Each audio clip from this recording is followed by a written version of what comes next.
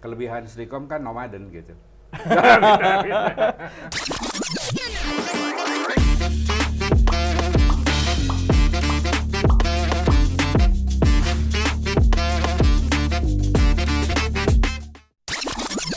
Jumpa lagi dengan ngobrak-ngabrik, ngobrol asik dengan alumni. Apa kabar bro? Sehat ya? Di studio nih sudah hadir Dadi Haryadi. Siap, Jin. Alumni Stikom Bandung yang tidak selesai. Seperti biasa. Iya. Selalu. Gimana cerita tuh? Angkatan berapa Siap. ente masuk? Kemudian kenapa nggak selesai? Siap.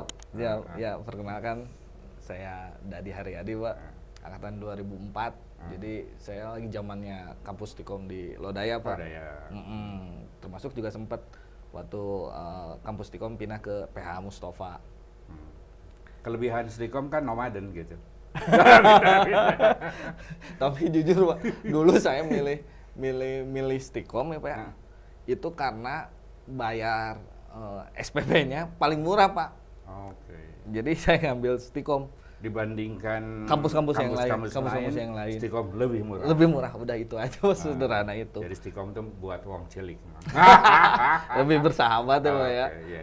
Itu yang pertama, apalagi waktu dulu karena biaya kuliah juga saya nyoba bayar sendiri dan sebagainya gitu.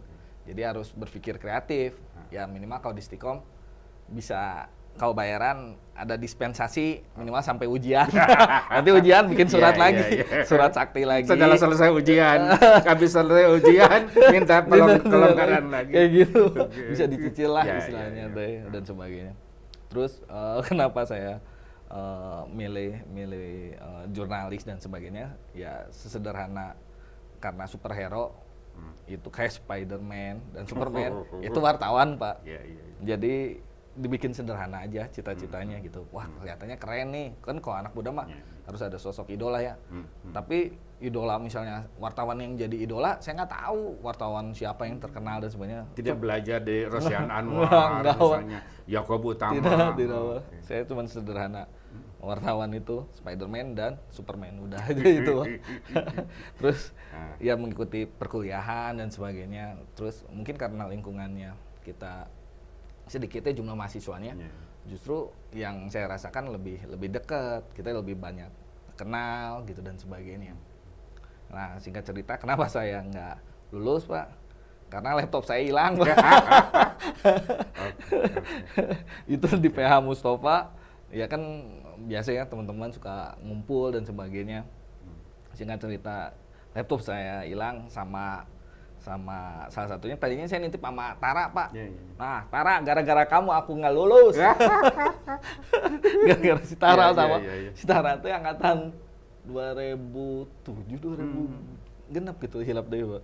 Gara-gara si Tara. Jadi amun papangi jeung si Tara, Pak, ngerasa bersalah, karena bersalah si Tara teh nepi ayeuna teh, Pak. Ya ente ninggalkeun Stikom tahun seberapa? Jadi 2009 kan harusnya teh ngejar-ngejar wisuda 2008 2009 gitu ya, Pak ya, dan sebagainya. Singkat cerita nggak kejar tuh si skripsi teh semangat turun lagi. Akhirnya nyoba langsung terjun.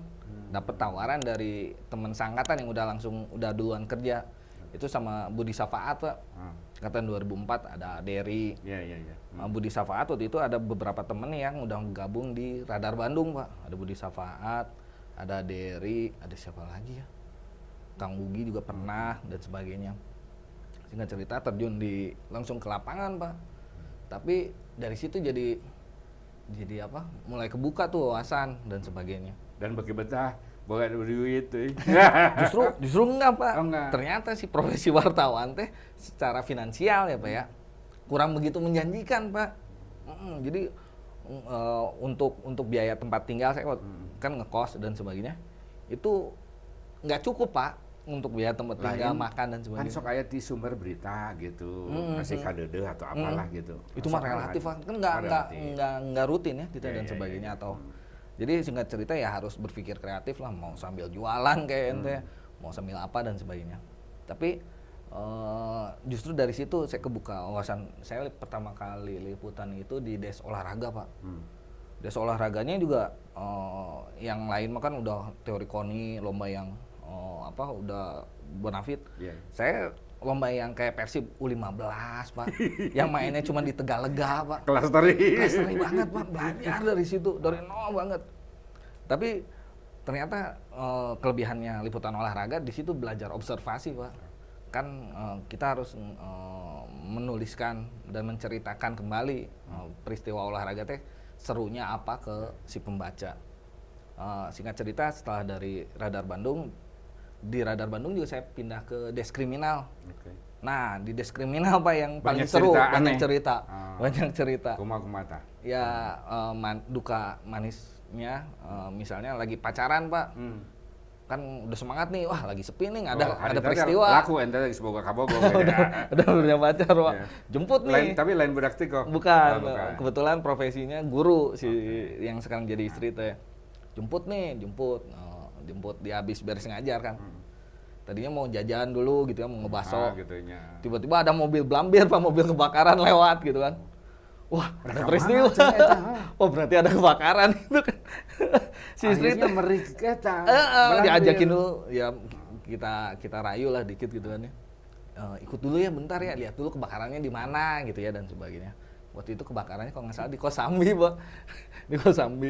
Saya pikir biasanya kan kebakaran ada yang kebakaran kecil ya, Pak, yang cepet ditangani. Kalau nggak salah waktu itu kebakarannya tuh bahan kimia gitu, toko bahan kimia.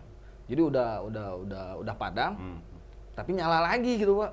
Jadi singkat cerita si istri itu sampai maghrib teh nemenin saya di situ. Iya, Harunya. Rek romantis semua. Jadi kepanikan. Tadi mau pacaran gitu ya, manfaatin waktu dan sebagainya. Akhirnya si istri pulang sendiri.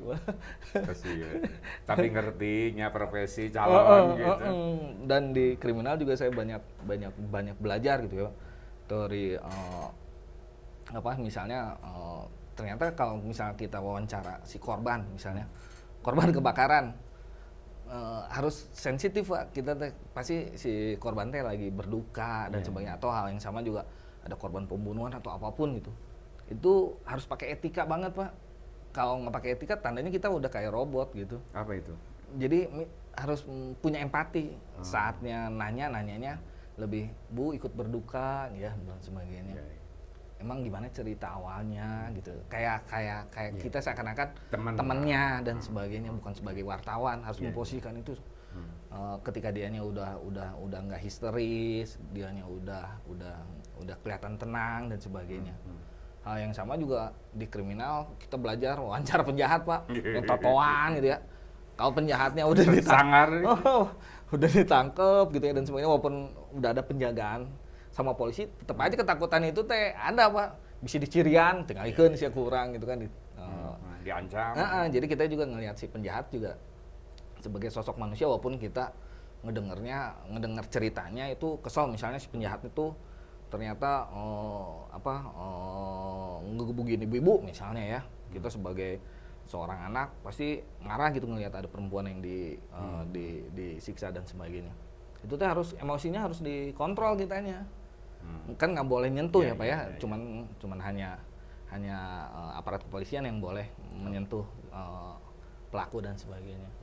Terus di kriminal juga belajar liputan di pengadilan Pak. Waktu itu yang paling menarik itu liputannya Ariel Pak. Jadi ketika kasusnya Ariel yang video viralnya itu, kasusnya Ariel itu kan jadi perhatian semua pusat Pak, semua media massa dan sebagainya. Ternyata pengadilannya di Bandung gitu kan ya. Saya malah waktu itu dapat tawaran dari Viva News Pak. Jadi Viva News butuh bantuan. Akhirnya saya lobby. Saya juga terbuka sama Radar. Ternyata Radar mengizinkan untuk saya disebutnya ngegang Pak. Atau ada lagi yang nyebutnya ngejablay Pak. Jadi wartawan jablay itu kayak gitu Pak. Jadi dua profesi, dua media, 3 media dan sebagainya. Tapi waktu itu diizinkan? Diizinkan, jadi atas seizinnya Viva. Jadi waktu itu kan namanya kasus di pengadilan proses biasa ya. Sidang bisa tertunda, ditunda, atau lama banget prosesnya. Perhatian banyak Ariel tuh. Kan kalau sidang yang lain mungkin penjagaan nggak terlalu seketat yang Ariel ya. Iya mah ketat. Jadi dorong-dorongan. nyari statement, ngedenger statement tuh susah banget. Tapi ada kelebihannya, terutama untuk wartawan-wartawan Bandung, karena kita biasa pakai bahasa Sunda. Biasanya Ariel tuh ngejawab kalau kita pertanyaannya bahasa Sunda. Misalnya, Riel damang gitu ya, damang kumaha penting sare nyenyak gitu ya dan sebagainya. Oh nya alhamdulillah Kang gitu dan sebagainya. Nah cuman 2 kata itu aja harus sudah jadi berita Pak. Istilahnya kentutnya Ariel aja harus bisa jadi berita kita teh. Please gitu ya. Karena name make news ya. Tiba-tiba Ariel ketemu sama Luna Maya berpelukan. Walaupun nggak ada statement, langsung itu kita harus diabadikan. langsung kita abadikan secara fotonya, begitupun narasinya, narasi beritanya. Itu belajar bagaimana jaksa ya mendakwa, hakim, Diikutin. Begitupun pembela, di tahanan Pak. Kan kadang suka ada kunjungan ya, misalnya diizinkan sama si kepala lapas, misalnya ada kegiatan di lapasnya. Waktu itu di Kebonwaru, Ariel ditahan di Kebonwaru. Ada kegiatan gitu kan ya, pentas seni dan sebagainya. Ariel manggung ceritanya. Kita diizinkan sama kepala lapas, teman-teman media meliput ke sana gitu kan ya. Seru lah, demonya pendukung Ariel. Ada yang kontra juga dari organisasi tertentu gitu yang. Jadi semua aspek kita liput itu. Ariel mah udah kayak top lah waktu itu. Dibandingin kasus terdakwa korupsi terdakwa korupsi dan sebagainya yang lagi di sidang, Ariel mah jadi fokus bisa Pak. Fokus perhatian. Setelah dari radar itu saya 2010 sama 2011 sama 2011 2 tahun. 2011 akhir saya gabung sama Inilah Koran Pak. Jadi Inilah Koran waktu itu lagi hype-hype-nya Pak. Kayak Inilah Koran itu karena ada temen jadi Stikom diajak sama Budi Safaat lagi Pak. Jadi saya yang diajak terus sama Budi Safaat Pak. Banyak berjasa sama saya. Budi Safaat ngajakin saya ke Inilah Koran. Ternyata di situ banyak senior-senior yang ikut gabung. Misalnya Bedol Desa Pak. Jadi yang jago-jagonya pada gabung di situ. Singkat cerita, di Inilah ternyata nggak ada wartawan yang khusus ekonomi. Semuanya jagonya di kriminal. Ada Jaka jago kriminal, ada Aap jago kriminal. Semuanya yang desnya kriminal, nggak ada yang spesialis ekonomi. Akhirnya dipilih siapa yang paling rapi. Jadi kostum saya yang kayak gini-gini tuh rapi karena sederhana dibandingkan yang lain. Iya, dibandingin yang lain pada suka pakai sendal, pada suka pakai celana sobek-sobek gitu. Rambut gondrong ya dan sebagainya. Yaudah cari yang paling rapi si Dadi aja katanya. Udah akhirnya saya tersesat di desa ekonomi. Nah di desa ekonomi juga itu hal yang baru Pak. Karena ternyata banyak bidangnya, banyak cabangnya. Misalnya di desa ekonomi itu ada perbankan, ada UMKM, ada yang ngomongin mikro, ada yang ngomongin makro. Sangat banyak gitu. Kalau salah-salah tulis kan terlalu banyak istilahnya. Nggak ngerti gitu kan, beda cerita. Istilah-istilah teknis lah ya. Teknis. Akhirnya sempat waktu itu saya liputan di Bank Indonesia Pak, ngomongin waktu itu soal RTGS Pak, pengiriman uang, sistem pengiriman uang di Bank Sentral. Saya itu nelpon dulu sama si Humasnya, acaranya jam berapa? Jam 10. Saya izin datang jam 8 ya. Ajarin saya soal RTGS itu apa, saya bilang gitu. Yaudah datang jam 8 waktu itu. Nama Humasnya itu Daniel kalau nggak salah. Ngobrol lah sama Daniel. Neil, jangan sampai saya salah nanya. RTGS itu binatang apa, berkaki berapa, herbivora kah dan sebagainya. Si RTGS harus saya tahu, jangan sampai diketawain sama si narasumber. Kan sering terjadi itu ketika hal-hal yang nggak diketahui sama si wartawan. Dan wartawan juga manusia, mereka bukan spesialis gitu. Jadi diajarin sama Daniel ekonomi makro sederhana itu. Jadi begitu pas lagi acara, saya pede nanyanya gitu ke si narasumber dan sebagainya. Malah yang lain ngikut pertanyaan saya karena saya padahal saya udah belajar duluan. Kesannya udah jago aja. Nah di ekonomi juga saya ketemu sama teman-teman pengusaha Pak, terutama frame pengusaha. Saya ketemu sama teman di Kadin. Itu zaman ketua Kadinnya siapa dulu? Saya ketua Kadin Kota Bandungnya Pak Deden Pak. Pak Deden Yehidayat, dia politisi Golkar dan sebagainya. Singkat cerita ternyata Pak Deden itu dulunya wartawan PR Pak. jadi penulis di PR, entahlah Iya, iya, kalau iya. organik atau nggak organiknya. Cuman dari situ saya dapat cerita-cerita, bahkan sekarang yang jadi ketua MPR RI, Bamsud, Iya, iya. itu juga kan dulunya wartawan gitu. Jadi saya mulai terbuka, wah profesi wartawan ini bisa jadi apapun ternyata gitu. Iya. Di Desa Ekonomi juga saya dapat frame sebagai seorang pengusaha. Pengusaha itu ternyata punya dua kunciannya itu. Mereka itu bikin target sama evaluasi, Pak. Target mau punya duit berapa, omset berapa, dan evaluasi tiap bulan, tiap minggu, tiap 3 bulan. Evaluasi dari target dari jangka panjang, jangka pendek dan sebagainya. Frame pengusaha terlihat kebentuk teori pengelolaan uang, teori manajemen, teori perhatian sama karyawannya. Susah banget tantangannya, makanya kalau di agama kan ditulisin ternyata ada 9 pintu keberkahan buat si pengusaha gitu. Ternyata karena tantangannya juga banyak pisan. Dari teman-teman pengusaha juga saya dapat jaringan ke yang lain gitu. Ternyata emang benar si media massa teh termasuk dari 5 pilar penting pentahelik. Pertama dari pemerintahannya, pengusaha, akademisi, komunitas, sama media massa. Dan profesi jurnalis ini yang bisa masuk ke semua bidang itu. Kita bisa dekat sama pemerintah, sama pengusaha, sama akademisi. Nah, di akademisi yang paling menarik, Pak. Meski tadi saya bukan sarjana komunikasi aja nggak lulus gitu ya, Pak. Jadi NTT melanjutkan kuliah teh justru di luar di situ. Ya. Justru di akademisi malah saya gabung sama Ikatan Sarjana Ekonomi, Pak. ISE. Saya bilang saya pertama udah nggak lulus gitu ya. Terus bidangnya juga komunikasi, nggak apa-apa Om katanya. Gabung aja sama ISE. Akhirnya bergabung lah dengan ISE dan sebagainya. Di teman-teman ISE banyak belajar juga, terutama dosen-dosen ekonomi. Jadi mereka biasanya jadi pakar, jadi di OJK, di Bank Indonesia dan sebagainya. Biasanya itu geng-gengnya ISE, Pak, sarjana ekonomi. Terakhir di komunitas. Di komunitas ini bisa siapapun, Pak. Tadi hampir sama. Kalau tadi akademisinya sarjana ekonomi, komunitasnya ternyata itu ISE.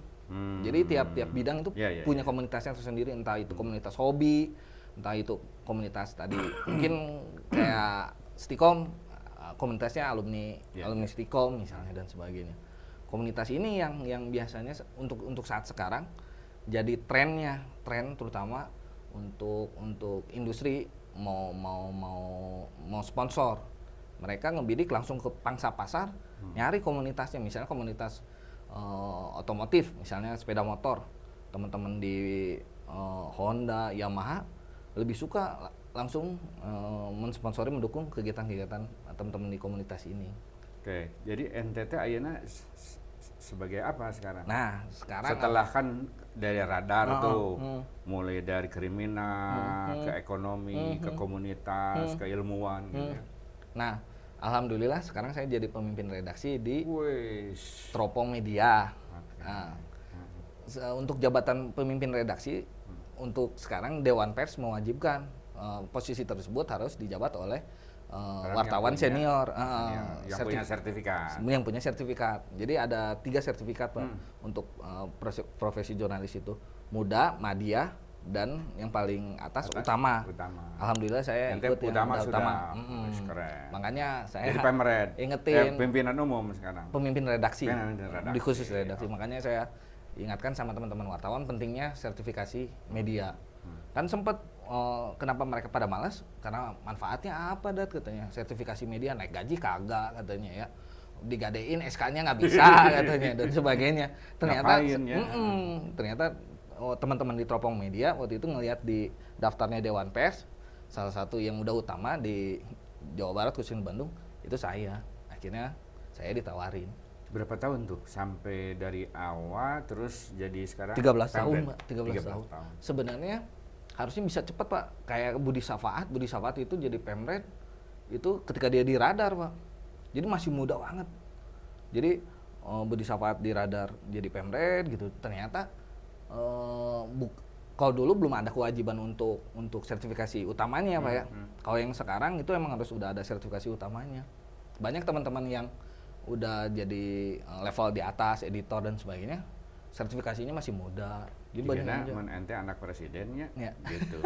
2 tahun wartawan langsung jadi pemret jika nama gitu. Ente mah 16 tahun. Gitu. 13 tahun. 13 tahun. Sampai mencapai karir pemret itu. Sebenarnya nggak ada cita-cita pengen jadi pemret ya Pak ya. Saya ya, lebih konsekuensi logis karena pengalaman ente. Kan sebenarnya lebih enak di lapangan kok, banyak teman-teman sering cerita gitu. Karena banyak ketemu narasumber Pak, kita bisa siapapun ketemu tanpa ada batasan. Kalau yang udah punya jabatan biasanya sibuknya di kantor terus, makanya saya nyoba nyari jadi pemret yang keren dan kekinian Pak, yaitu ya sering main, sering silaturahmi. Karena ternyata jadi seorang pemimpin juga kita harus buka jaringan, nggak cuma ngulik di kantor aja, bantu teman-teman marketing, termasuk berpikir soal bisnis media massa. Jadi nggak hanya sekedar produk yang jurnalistikan yang bagus saja Pak. Networkingnya itu yang penting. Kolaborasi sama teman-teman politisi, ketemu lagi sama teman-teman pengusaha, walaupun cuman sekedar ngopi dan sebagainya. Itu teh udah penting banget untuk membuka jaringan. Pak izin ya Pak ya minum. Sok. Itu ada berapa orang yang di bawah asuhan ente? Karena ini media baru banget Pak, baru 6 bulan. Jadi sekarang kan nggak cuman kita harus punya wartawan. Iya. Sekitar 4 wartawan ada lagi konten kreator sekitar 3 orang. Terus ada editor juga sekitar 5 orang. Tapi saya mah nggak ngelihat secara volume jumlah karyawan ya Pak ya. Justru teropong media ini pengen tumbuh dengan perlahan, justru saya mah alami ya. Pak. Ternyata saya tahu dapat ilmu dari teman-teman pengusaha. Jadi sebuah bisnis itu bukan soal sprint, tapi soal kayak maraton Pak. Jadi ya harus diatur temponya, harus diatur tenaganya dan sebagainya. Nggak mesti harus cepat tumbuh. Ternyata kalau udah cepat tumbuh, cepat jatuh, percuma katanya. Jadi harus pelan. Ya, jadi bisnis itu prinsipnya itu pertama survive, terus growth, udah growth, decline. Makanya jadi harus dijaga pertumbuhannya. Saya juga dapat belajar, saya ingat banget dari Raffi Ahmad. Jadi setelah tumbuh, decline itu pasti, itu mah proses alami. Ente sering ngobrol dengan Raffi Ahmad. Kita curi-curi ilmunya ya Pak ya. Curi-curi ilmunya. Ternyata setelah decline harus bisa bangkit lagi Pak. Jadi ilmu-ilmu itu yang sering saya pelajarin sama teman-teman pengusaha dan sebagainya. Termasuk gimana media massa tuh bisa sustain dari sumber pendanaannya dan sebagainya. Jadi harus punya unit usaha yang lain, nggak cuman jurnalistik aja, bisa ada layanan. Jadi nggak cuman iklan direct, itu nggak bisa media massa ternyata sekarang teh. Iklan direct, apalagi sekarang head to headnya sama media sosial ya Pak ya. Jadi tantangannya media massa teh berat pisan Pak, berat pisan. Malah ada yang bilang sunsetnya media massa. Saya kurang begitu setuju dengan istilah tersebut. Itu yang saya mau tanya tadi. Jadi ketika ekosistem media mainstream itu tidak kondusif, ente ditunjuk sebagai pemret kan berat. Siap. Kan tidak gampang sekarang. Nah, gimana kiat ente menghadapi media mainstream yang lagi decline gitu ya. Media sosial kan lagi bangkit tuh. Pertama dihilangkan dulu Pak kesombongan. Saya mah penting itu kesombongan Pak. Kesombongan apa tuh? Kesombongan individu termasuk kesombongan sebuah media massa. Kalau media massa udah ngerasa paling jago, udah ngerasa paling dibutuhkan, itu siap-siap aja jatuh. Maaf ya, saya mungkin ngasih contoh. Ada media yang terbesar di Jawa Barat juga karena nggak siap dia dengan perubahan. Jadi yang tadi setelah sombong, kita harus siap adaptasi Pak. Adaptasi itu perubahan tuh bisa cepat banget Pak. Mungkin Bapak juga ngerasain ya perubahan dari zamannya Bapak gitu dan sebagainya. Adaptasi ini yang kuncinya. Dari adaptasi saya rumuskan lagi itu soal belajar Pak. Mau belajar untuk dapat ilmu yang baru, belajar untuk teknologi yang baru dan sebagainya. Belajar karena hakikatnya kalau manusia udah berhenti belajar, udah nggak akan berkembang Pak. karena nggak bisa nyerap lagi yang baru. Ya, ya. Dari proses belajar ini saya juga harus ngedeketin sama kalangan yang milenial karena masa depan adanya di teman-teman anak muda semua. Jadi sering sharing sama teman-teman muda biar kita tahu apa yang mereka mau, apa yang mereka butuhkan, apa yang mereka cari. Jadi belajar soal K-pop Pak, wajib Bapaknya Pak sebenarnya Pak. Gitu ya? Harus tahu soal BTS Pak, harus tahu soal Blackpink Pak, harus tahu soal drakor. Karena ngikutin kita teori pasarnya, mereka ada di masa depan itu. Pembaca media massa juga di milenial. Jangan sampai mereka lebih memilih mendapatkan informasi yang di media sosial, apalagi yang belum terverifikasi gitu ya, dibandingkan ke media massa. Jadi tantangannya emang berat pisan. Berat pisan. Tapi justru karena tantangan berat itu, orang kreativitas itu terus di ini ya, jadi kita diasah gitu. Setuju banget. Jadi tantangannya media massa sekarang mah berat pisan. Jadi kalau kita juga harus sharing sama teman-teman media massa. Kalau teman-teman media massa udah ngerasa paling jago dan nggak mau saling berkolaborasi, saya pikir itu bahaya banget. Jadi saya lebih suka bersilaturahmi sama teman-teman media massa yang lain, nggak ngerasa kita paling jago, enggak Pak. Justru siapa tahu ada insert yang bisa kita kerjasamakan bareng, kegiatan bareng dan sebagainya. Oke. Ada pesan nggak untuk komunitas atau teman-teman media? Nah, terutama mahasiswa Stikom lah ya, saya balikan lagi ke teman-teman mahasiswa Stikom. Sok sekarang mah kuliah jangan sampai nggak beres kayak saya, itu yang paling utama. Beresin karena sampai sekarang aja salah satu yang hutang saya yang belum terselesaikan itu kuliah ya Pak. Insya Allah mudah-mudahan bisa kuliah lagi. Itu yang pertama. Yang kedua, si teman-teman mahasiswa tuh harus sering main, bergaul, mau sama teman-teman yang sehobi ya, atau teman-teman yang satu organisasi gitu ya, misalnya di Stikom gitu ya. Main organisasi yang di luar, misalnya mau ikutan HMI, mau ikutan klub masak, apapun lah, karena saja lah organisasi pertemanan apa gitu, tapi itu sepanjang bermanfaat ambil. Jaringan itu penting. Nanti teori penawaran, teori persahabatan itu nanti yang akan ngebentuk peluang kalau menurut saya. Karena kan di agama juga salah satu pintu rezeki itu silaturahmi Pak. Jadi bersilaturahmi aja, mau cuman sekedar ngopi, mau cuman sekedar hahihi, nanti juga kebuka peluang-peluangnya itu. Bro, itulah sosok Dadi Haryadi. Dia ini belum wisuda tapi sudah dapat kerja dan sekarang posisinya sebagai pemimpin redaksi. Nah, inilah keunikan di Stikom Bandung. Ada yang lulus, ada yang tidak lulus, tapi dua-duanya bekerja. Itu yang penting. Gitu Bro, obrolan kita hari ini, sampai jumpa ya.